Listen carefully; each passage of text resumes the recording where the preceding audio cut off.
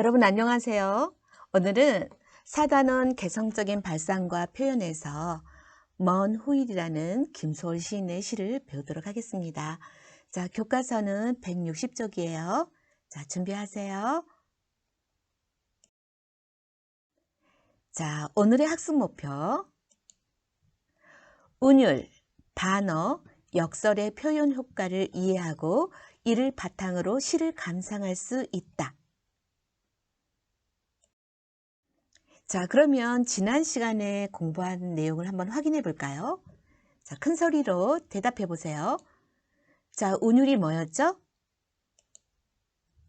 맞아요. 시를 읽을 때 느껴지는 말의 가락이죠? 자, 그러면 운율은 어떻게 만드나요? 첫 번째, 같거나 비슷한 소리를 반복하며 만들어져요. 또 두 번째, 같거나 비슷한 시어나 식구의 반복으로도 만들어져요. 자, 세 번째 말해보세요.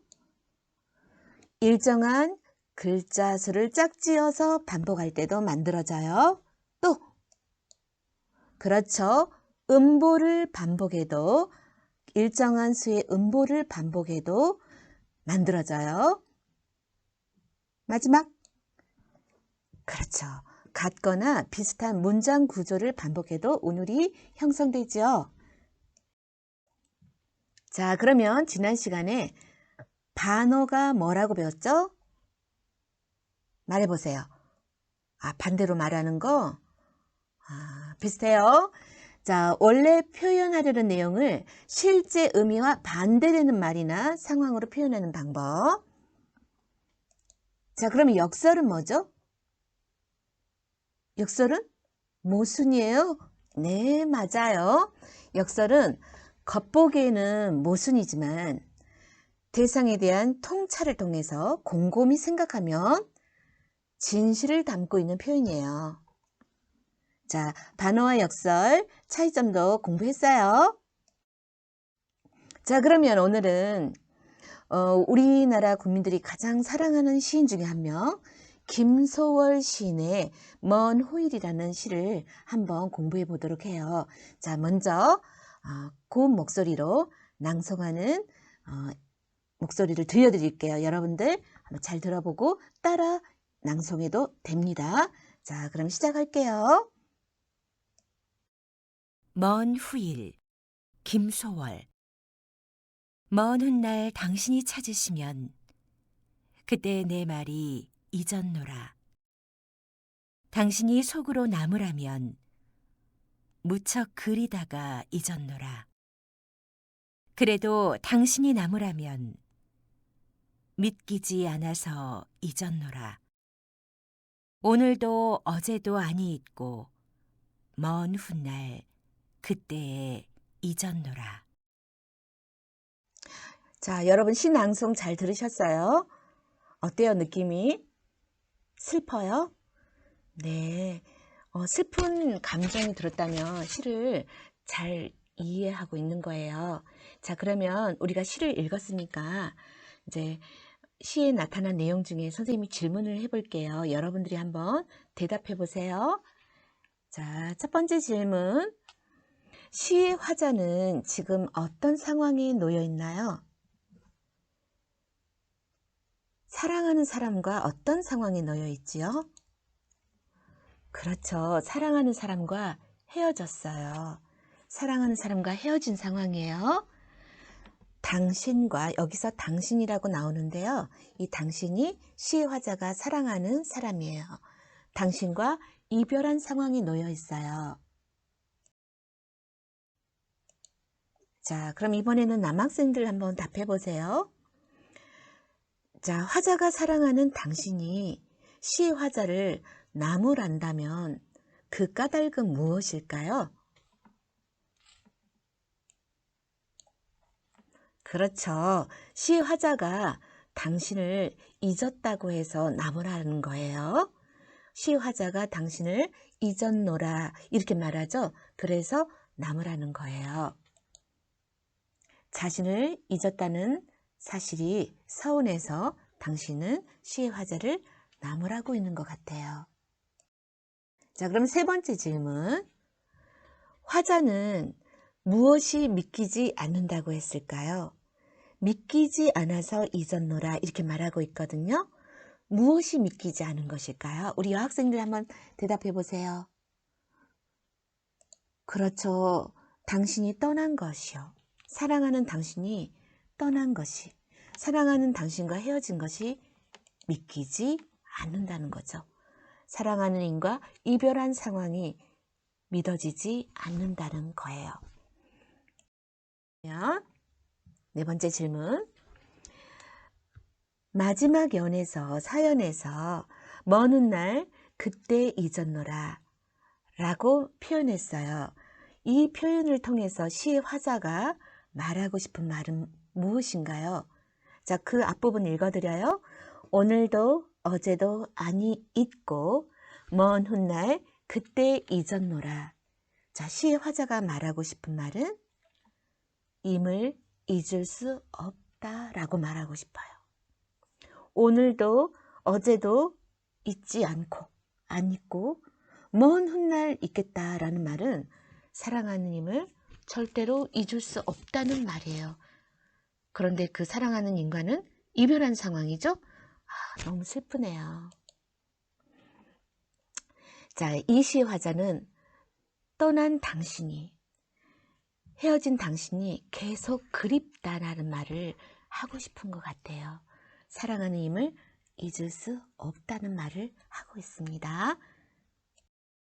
자, 그러면 이 작품을 좀 더 자세히 설명해 줄게요. 여러분들 잘 들어보세요. 자, 1925년에 김소월 시인은 시집 진달래꽃을 펴내요. 여기에 수록된 작품이에요. 먼 후일이라는 이 시는 진달래꽃이라는 시집에 수록되어 있던 작품이었어요. 그리고 이 시는 결코 잊을 수 없는 임에 대한 애달픈 심정을 노래한 시예요. 화자는 미래의 불확실한 어느 날 사랑하는 당신이, 나를 떠난 당신이 나를 찾는다는 것을 가정하고 있어요. 그 먼 훗날 만약에 당신과 만나면 잊었노라라고 그때 말하겠다고 하고 있어요. 하지만 잊었노라는 표현은 잊을 수 없었다라는 마음을 반어법을 통해서 나타낸 것으로 헤어진 임에 대한, 이별한 임에 대한 간절한 그리움을 효과적으로 드러내고 있어요. 그래서 먼 훗날 잊었노라라고 말하겠다라는 것은 잊을 수 없었다라는 마음을 반어법으로 표현한 거예요. 그래서 사랑하는 임에 대한, 이별한 임에 대한 간절한 그리움이 반어법으로 잘 나타난 시다. 굉장히 멋지죠? 자, 그러면 김소월 시인에 대해서 잠깐 알고 갈까요? 자, 이렇게 그림으로 그려봤는데요. 훨씬 더 잘생기셨어요. 자, 김소월 시인은 1902년에 태어나셔서 1934년에 돌아가셔요.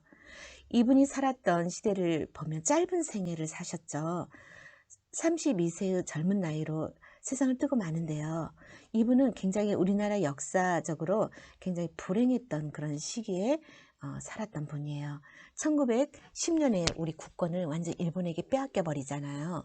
그리고 1934년에 돌아가실 때는 일제강점기에 그 일본의 탄압과 약탈이 극에 달했던 그런 시기예요. 그래서 어쩜 굉장히 우리나라 역사상 불행했던 시대에 청년으로 살아가셨구나. 굉장히 안타까운 마음이 드네요. 자, 이분은 시인이시고요.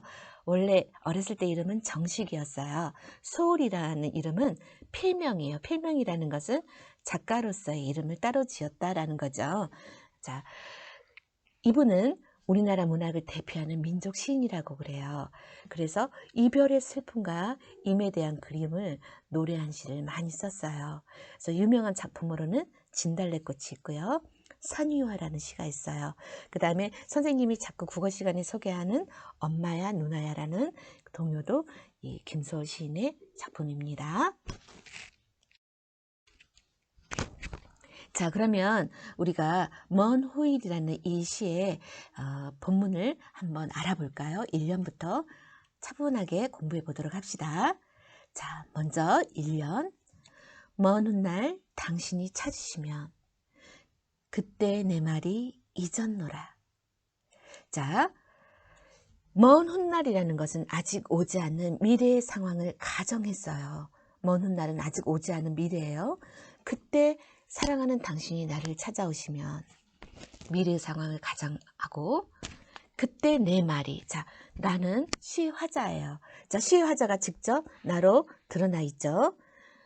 그때 내 말이 잊었노라. 자, 잊었노라라는 말은 그때까지 잊지 않고 있었다라는 거예요. 잊지 못했다라는 것을 단어적으로 표현한 것입니다. 자, 이 잊었노라라는 말은 이 시에서 4번 반복이 돼요.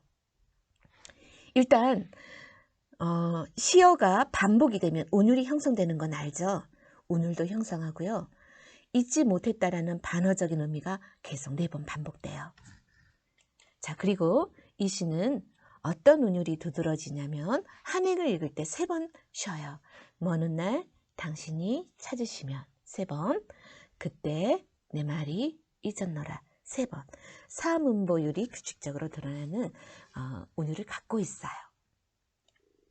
자, 1년의 중심 내용은 먼 훗날 미래에 당신이 나를 찾을 때 나의 반응, 시의 화자의 반응은 잊지 못했다라고 말하겠어요. 자, 너무 슬프죠? 한번 볼까요? 2연, 당신이 속으로 나무라면 무척 그리다가 잊었노라. 자, 당신이 왜 나무라죠? 아까 1년에서 시의 화자가 당신을 잊었노라 라고 반어법으로 말했잖아요. 그래서 잊었다고 말해서 그것을 나무라는 거예요. 당신이 속으로 나무라면 그때 어떻게 대답하겠다? 무척 그리다가 잊었노라 라고 말하겠어요. 자, 무척 그리다가, 정말 사랑하는 임에 대한 그리움이 아주 절절하죠. 그래서 화자의 느낌, 정서는 그리움이다. 그리고 아까 말했듯이 잊었노라는 반어법이다. 4번 반복되면서 온유를 형성하고 의미를 강조한다. 그리고 사문보율, 여전히 이연에서도 우리가 찾아볼 수 있어요.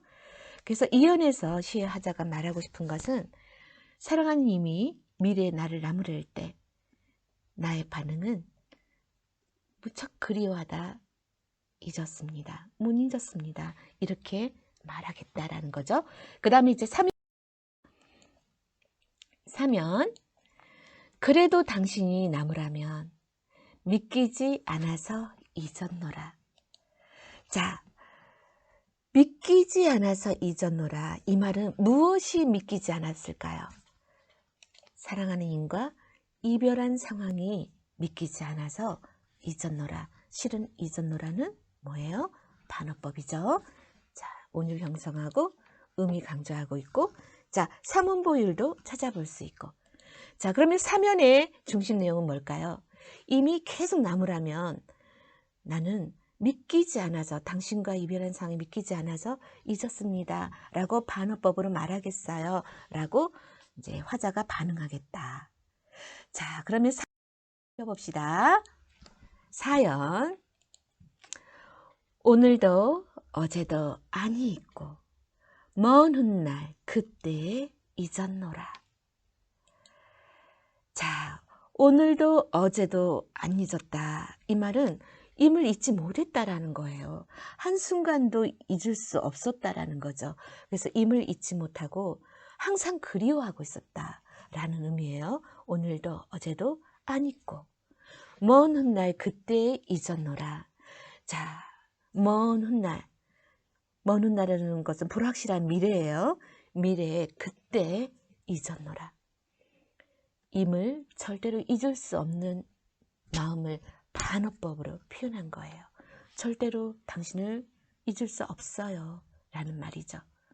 자, 잊었노라 4연까지 4번 반복됐어요. 운율도 형성하면서 잊을 수 없었다라는 반대의 의미가 계속 강조되고 있어요. 사문보율, 여전히 우리가 운율로 찾아볼 수 있죠. 자, 마지막 연에서 우리는 어떤 마음을 알 수 있어요? 시의 화자가 임을 절대로 잊지 못하는 그런 애절한 마음. 그래서 4연까지 읽으면 너무 마음이 슬퍼요. 그래서 사랑하는 님을 잊지 못하는 시 화자의 애절한 마음이 이 시에 나타나 있다. 굉장히 자, 그러면 굉장히 중요한 시구를 한번 더 풀이해 볼까요? 자, 1년의 일행을 보면 먼 훗날 당신이 찾으시면 이라는 행이 있어요. 자, 이 행의 의미를 우리가 좀 더 자세히 알아보면 먼 훗날은 미래의 불확실한 어느 날을 의미한다. 아직 오지 않은 날을 의미한다. 그리고 그때 당신이 나를 찾으시면 우리가 이거를 영어에서도 뭐 가정법 이렇게 배웠을 거예요. 이것도 가정이라고 하거든요. 만약에 먼 훗날 미래의 불확실한 그날에 당신이 나를 찾으신다면 뭐뭐 한다면 이것도 불확실하거나 아직 이루어지지 않은 것을 말해요.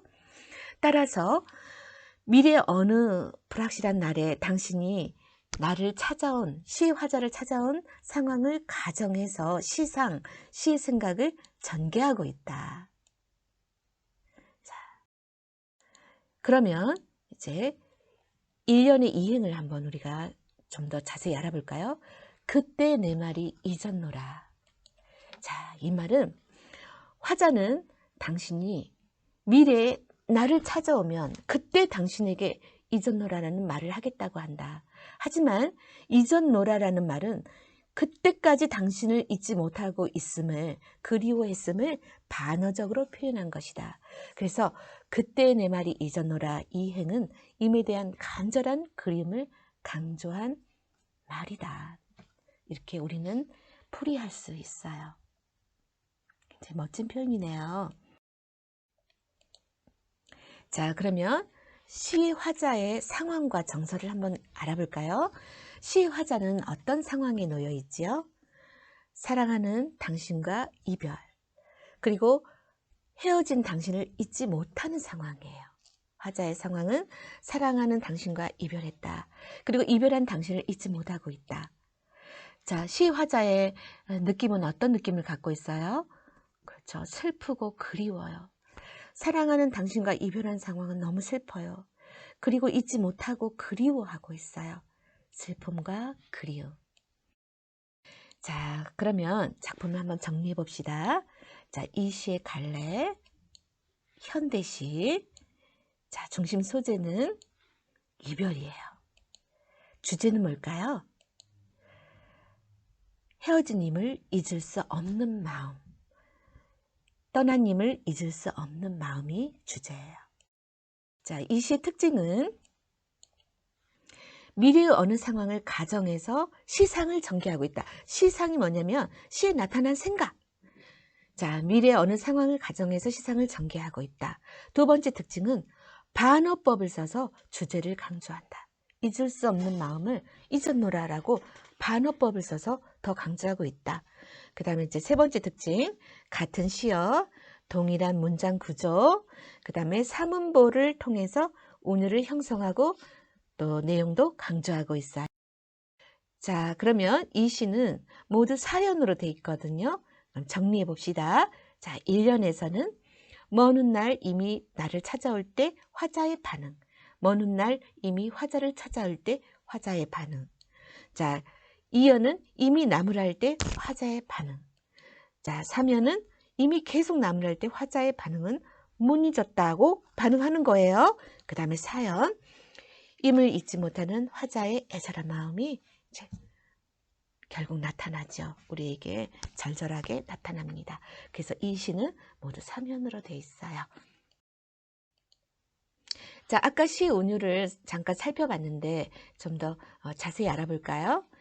자, 사문보의 반복은 이렇게 되는 거 알고 있죠? 먼 훗날 당신이 찾으시면 3번 쉬는 게 계속 사연까지 반복되고 있어요. 3번 쉰다 해서 사문보. 자, 그 다음에 같은 시어의 반복. 먼 훗날 반복되고 있죠. 당신이, 그 다음에 나무라면도 반복되고 있어요. 잊었노라 4번이나 반복됐죠. 자, 이렇게 같은 시어가 반복돼서 운율을 잘 형성하고 있다. 그 다음에 같은 문장 구조의 반복은 뭘까요? 자, 찾으시면 잊었노라. 나무라면 잊었노라. 나무라면 잊었노라. 뭐뭐하고 잊었노라. 그래서 뭐뭐하면 뭐뭐하노라 라는 비슷한 문장 구조가 4번 반복되고 있어요. 그 다음에 이 시구에 담긴, 이 시의 시구에 담긴 이면적인 다른 의미를 한번 찾아볼까요? 자, 표면적으로는 아주 딱 잘라 말하는 단정적인 어조로 잊었노라 라고 강조하고 있어요. 이거는 겉으로 드러낸 그 태도예요. 이것을 표면적인, 겉으로 드러난 태도는 잊었노라. 그렇지만 숨겨져 있는 이면적인 의미, 표면적인 태도 안에 숨겨진 의미를 이면적 의미라고 하는데요. 그것은 절대로 잊을 수 없다라는 마음이에요. 자, 어디서 알 수 있느냐? 무척 그리다가 오늘도 어제도 아니 있고 먼 훗날 그때 이런 식으로 봐서 잊었노라라는 말은 표면적인 것일 뿐 그 이면적인 의미는 사랑하는 힘을 절대로 잊을 수 없었다라는 마음이에요. 그래서 이게 바로 시구에 담긴 이면적인 의미, 함축적인 의미라고 봐야겠죠? 자, 그러면 먼 후일이라는 이 시에 쓰인 반어와 그 효과 한번 알아볼까요? 자, 먼 후일에서 속마음은 뭐죠? 자, 속마음은 잊을 수 없다. 자, 그러면 겉으로 드러난 표현은 어땠어요? 반어법으로 잊었노라.